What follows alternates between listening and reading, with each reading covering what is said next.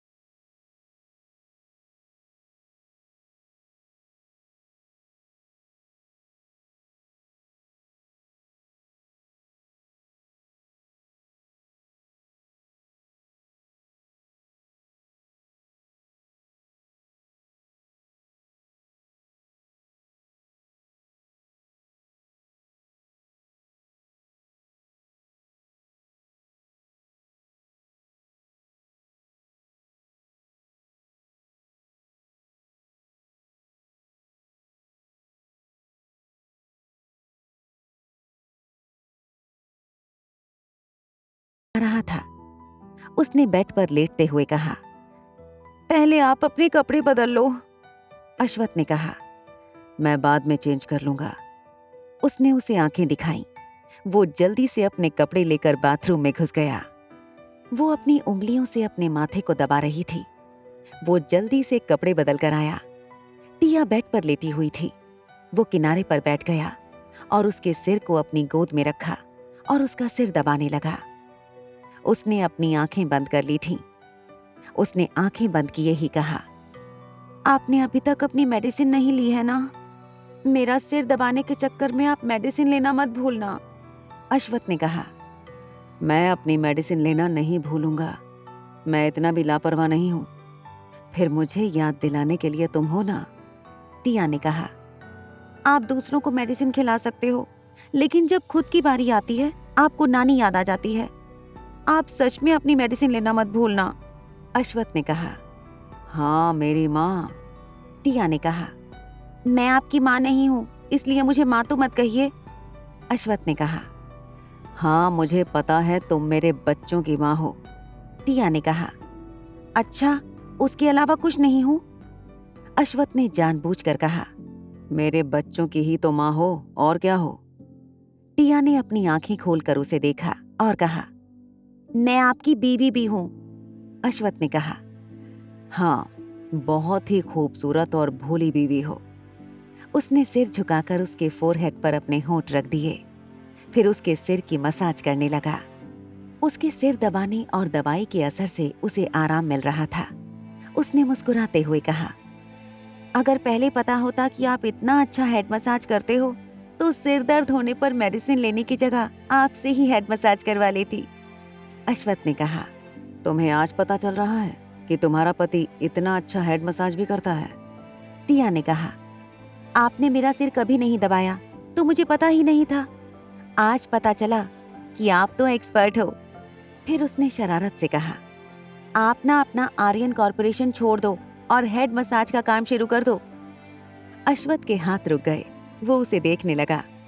उसको मन ही मन हंसी आ रही थी। उसे पता था अश्वथ का चेहरा देखने लायक हो गया होगा। अश्वथ ने कहा।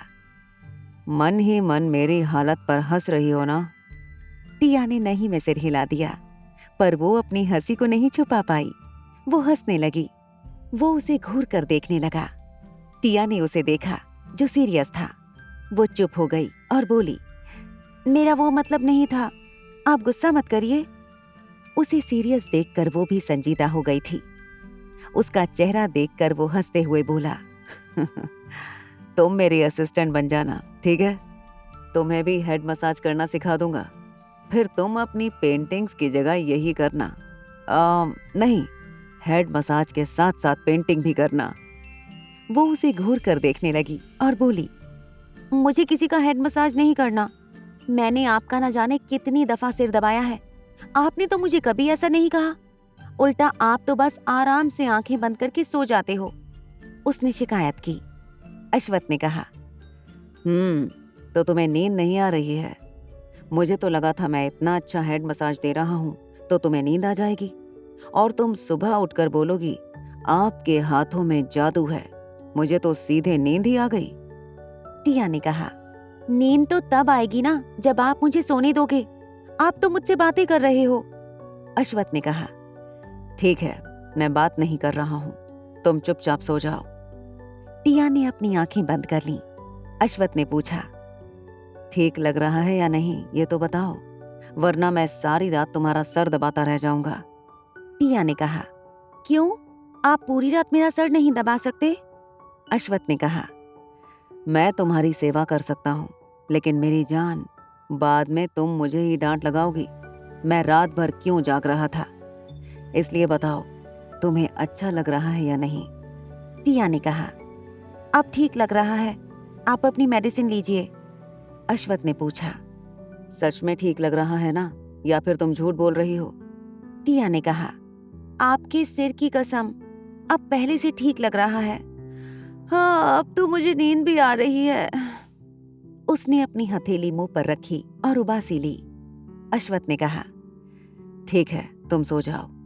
तुम्हारे सोने के बाद मैं तुम्हारा सिर दबाना छोड़ दूंगा। टिया ने उसके हाथ को पकड़कर रोक लिया और कहा, हो गया, आप अपनी मेडिसिन ले लो। अश्वथ ने अपना हाथ छुड़ाया और कहा, तुम अपनी आंखें बंद करो। टिया ने कहा, आप नहीं मानोगे ना? अश्वथ ने कहा, बिल्कुल भी नहीं, तुम्हारी सेवा करने का कभी कभी मौका मिलता है। टिया ने कहा, इतने सालों से तो आप मुझे पैम्पर कर रहे हो, उसमें भी आप कभी कभी बोल रहे हो। मैं कोई राजकुमारी नहीं हूं।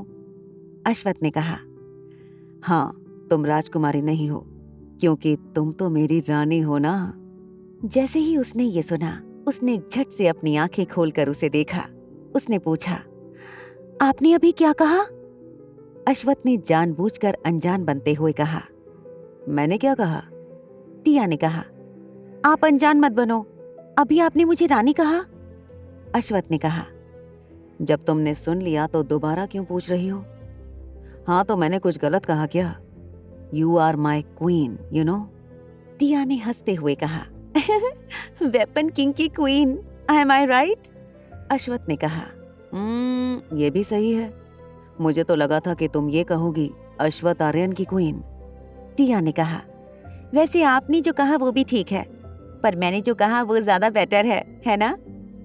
अश्वथ उसके सवाल का जवाब देता उससे पहले वो खुद ही बोल पड़ी, पर आपने जो कहा वो भी सही है, मैंने कहा वो भी अच्छा है। वो कंफ्यूजन में बड़बड़ाने लगी।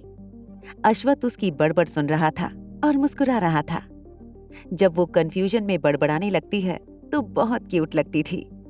2 बच्चों की माँ थी, लेकिन उसका बचपना गया ही नहीं था। ना ही वो चाहता था कि वो अपना बचपना छोड़ दे।